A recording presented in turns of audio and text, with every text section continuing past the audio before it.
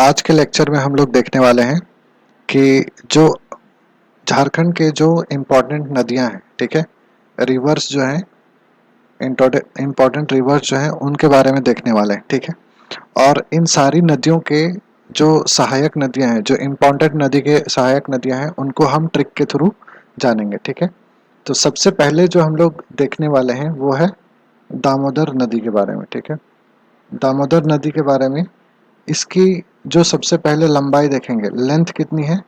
दामोदर नदी की लेंथ जो है वो 290 मीटर है, सॉरी 290 किलोमीटर है। लंबाई कितनी है? 290 किलोमीटर। और इसका उद्गम स्थल जो है, ये निकलती कहाँ से है? सो ये निकलती है आपका टोरी। टोरी का लोकेशन कहाँ पे है? टोरी जो है वो लातेहार डिस्ट्रिक्ट में को पड़ता है। यहाँ पे आप देख सकते हैं मैप में कि दामोदर नदी जो है वो यहाँ से निकल रही है, ठीक है। ये वाला स्थान का नाम क्या है? This is Tori. टोरी जो है लातेहार में पड़ता है और यहीं से दामोदर निकलती है और ये रांची में इंटर करती है, फिर हजारीबाग, रामगढ़, बोकारो, गिरिडीह, धनबाद से होते हुए ये बंगाल में चली जाती है, ठीक है। सो सबसे पहले नदी जो है वो दामोदर है। अब इसकी हम लोग बात करते हैं जो सहायक नदियां हैं, ठीक है, ट्रिब्यूटरीज हैं। जो सहायक नदियां बात करें, ट्रिब्यूटरीज रिवर, वो कौन कौन सी है, ठीक है। तो उसको हम लोग याद कैसे करेंगे? बरबों का भेद, ठीक है। बरबों का भेद जो है ये ट्रिक से हम लोग याद करेंगे। अब इसका मतलब क्या हुआ? बरबों का भेद मतलब हो गया, आप यहाँ से देख सकते हैं कि बरबो, बर मतलब हो गया बराकर नदी, ठीक है। बर से हो गया बराकर नदी, बो से हो गया बोकारो, वो से हो गया बोकारो, उसके अलावा को से हो गया आपका कोनार, को से कोनार, और भे से क्या हो गया? भेड़ा, ठीक है। सो इस तरह से आपका ये चार सहायक नदियां किसकी हैं? तो दामोदर नदी की, ठीक है। अब यहाँ पे और एक दो इम्पॉर्टेंट चीजें हम देख लेते हैं कि दामोदर नदी को जो है सोरो ऑफ बंगाल कहा जाता है। सोरो ऑफ बंगाल, सोरो ऑफ बंगाल मतलब क्या हो गया कि बंगाल का शोक। हिंदी में हम लोग क्या बोलेंगे? बंगाल का शोक किस नदी को बोला जाता है? तो बंगाल का शोक जो है वो बोला जाता है आपका दामोदर नदी को, ठीक है। इस नदी को और एक नाम से जाना जाता है जिसको हम लोग क्या बोलते हैं? जिसको हम लोग बोलते हैं देवनद। इसी को हम लोग देव नदी के नाम से जाना जाता है।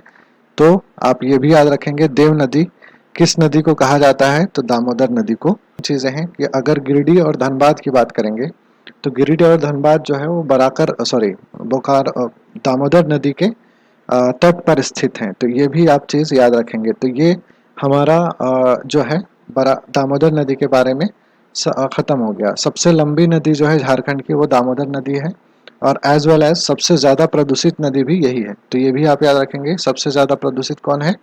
तो वो दामोदर नदी, ठीक है। इसके बाद हम लोग और एक इम्पॉर्टेंट नदी के बारे में देखते हैं विच इज स्वर्ण रेखा, ठीक है। सो स्वर्ण रेखा,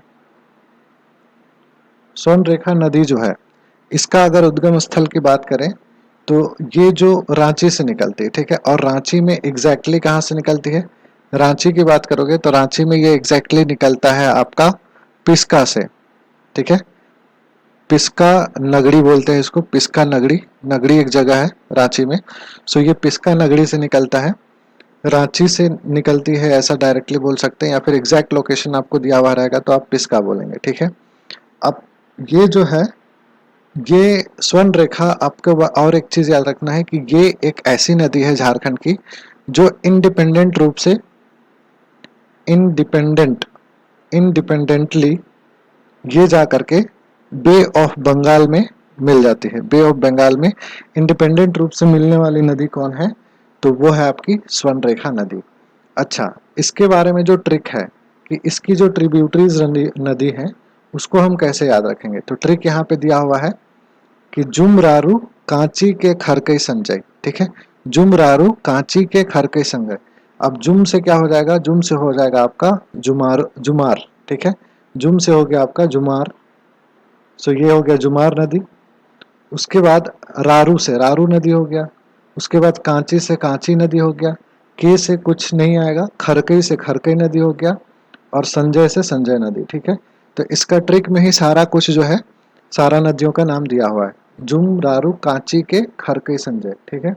तो ये स्वर्ण रेखा नदी के बारे में हो गया। अब यहाँ पे जो स्वर्ण रेखा नदी की जो रेत होती है उसमें आपको ये भी ध्यान रखना है कि इसकी जो सैंड होता है या फिर इसकी जो जो रेत होती है उसमें क्या मिलता है, गोल्ड मिलता है। क्या मिलता है? गोल्ड, यानी कि सोना पाया जाता है। तो ये भी एक इम्पॉर्टेंट फैक्ट है जो आप याद रखेंगे। ठीक है, आगे हम लोग बढ़ते हैं और देखते हैं हम शंख नदी के बारे में। ठीक है, तो शंख नदी जो है, यहाँ से अगर आप देखेंगे तो शंख नदी की बात करें तो ये जो है आपका गुमला से निकलती है। ठीक है, शंख नदी कहाँ से निकलती है? तो गुमला से निकलती है। उद्गम स्थल इसका गुमला है। यहाँ पे देख सकते हैं ये ऐसे ऐसे आ रही है इस तरीके से, और ये यहाँ पे फ्लो हो जा रही है उड़ीसा में। सो शंख नदी की बात करते हैं। अब यहाँ पे शंख नदी की जो ट्रिब्यूटरीज होती है उसको हम कैसे याद रखेंगे? तो उसको हम लोग ऐसे याद रखेंगे, चिर लव के कॉकटेल, चिर लव के कॉकटेल। अब यहाँ पे अगर ध्यान देंगे तो चिर से हमारा कौन सा नदी हो गया? चिर्रा। चिर से हमारा चिर्रा नदी हो गया। लव से कौन सा हो गया? तो लव से हो गया लावा नदी। उसके बाद के से हो गया आपका केदार, के से हो गया केदार रिवर। उसके अलावा को से हो गया कोक, कोक से हो गया डायरेक्ट आपका कोक नदी। सो इस तरह आप इसको याद रखेंगे। ये सारी किसकी सहायक नदियां हैं? चिर लव के कॉकटेल। चिर लव के कॉकटेल मतलब शंख का।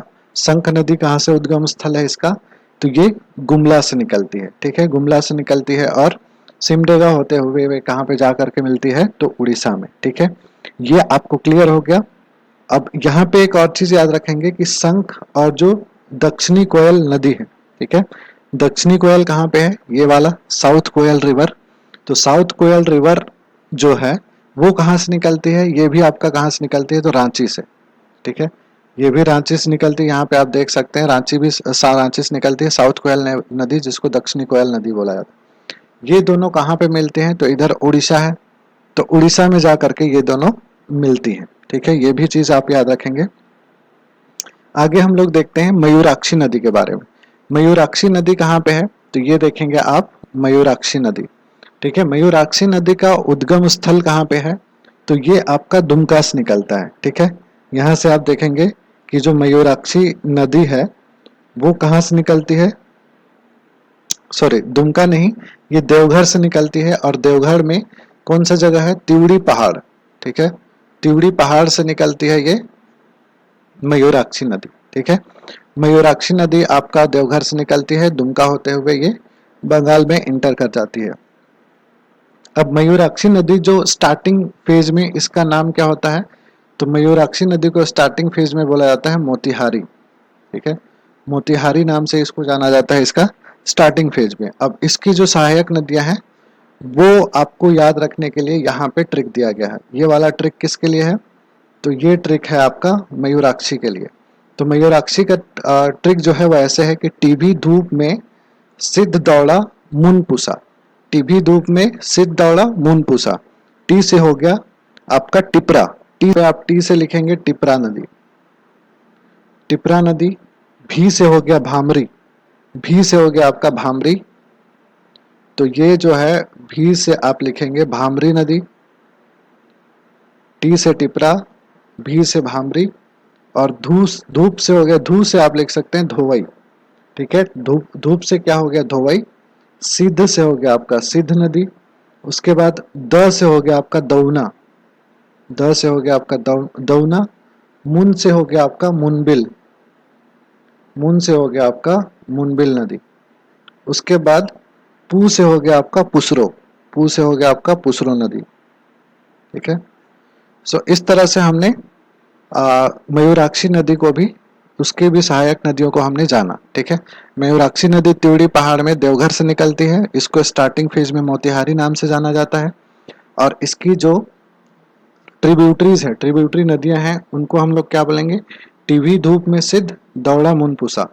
टी से हो गया टिपरा, भी से हो गया भामरी, धू से हो गया धोई, सिद्ध नदी। फिर द से हो गया दौना, दौना। और मुन से हो गया मुनबिल, पू से हो गया पुसरो। तो इस तरह से हमने मयूराक्षी नदी की भी जान ली। इसके अलावा आपको यहाँ पे अगर देखेंगे तो ये है हमारा गंगा नदी। कौन सी नदी है? गंगा नदी। तो गंगा नदी जो है वो कहाँ पे इंटर करती है, यहाँ पे आप देख सकते हैं कि ये वाला पॉइंट है और ये वाला कौन सा डिस्ट्रिक्ट है, तो ये वाला डिस्ट्रिक्ट है आपका साहेबगंज।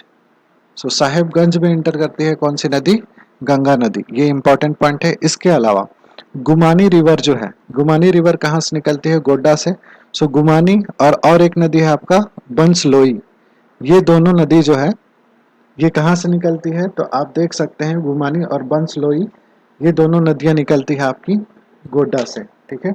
और एक चीज आपको यहाँ पे याद रखना है बंसलोई नदी के बारे में कि ये जो उद्गम स्थल है, इसका उद्गम स्थल होता है बांस पहाड़।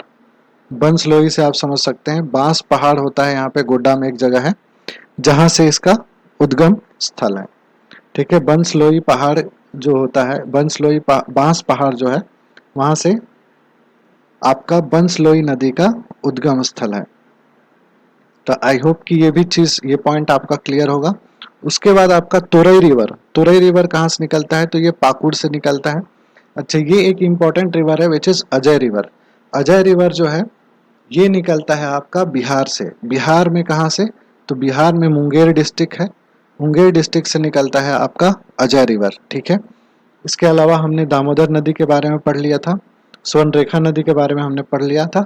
खरकई नदी, खरकई नदी हमने किसके बारे में पढ़ा था कि ये स्वर्णरेखा नदी की सहायक नदी होती है, ठीक है। खरकई जो है वो स्वर्णरेखा नदी की सहायक नदी होती है और इधर ये उड़ीसा से निकलती है। उसके अलावा और नदी के बारे में इधर हम देखते हैं, जो नॉर्थ कोयल नदी है, ठीक है, उत्तरी कोयल नदी है, वो कहाँ से निकलती है, तो ये भी आप देख सकते हैं इसका भी उद्गम स्थल कहाँ है, गुमला, ठीक है। उसके बाद यहाँ पे और एक नदी जो है अमानत नदी, ठीक है। अमानत नदी का उद्गम स्थल जो है वो हजारीबाग से निकलता है, ठीक है। अमानत नदी का उद्गम स्थल कहाँ पे है, तो हजारीबाग से। और उसके बाद औरंग नदी की बात करें तो यहाँ पे आप देख सकते हैं औरंग नदी जो है वो लोहरदगा से निकलता है। कान्हा रिवर, कान्हा रिवर आप बोलेंगे तो पलामू से निकलता है। इसी तरह से के बारे में अगर पूछा जाए कि ये झारखंड में इंटर करती है तो ये जिला कौन सा है, गढ़वा। तो गढ़वा जिला में सोन नदी जो है इंटर करती है। तो इस तरह से जितने भी इम्पोर्टेंट नदी हैं उसको हमने आज मैप के थ्रू कर लिया। आई होप कि ये सेशन आपको अच्छा लगा होगा। अगर अच्छा लग रहा है तो आप ज़रूर से ज़रूर चैनल को लाइक करें, सॉरी चैनल को सब्सक्राइब करें और वीडियो को लाइक करें ताकि हम ऐसे और वीडियो आपको रिवीजन के लिए प्रोवाइड कर सकें। Thank you for watching this session.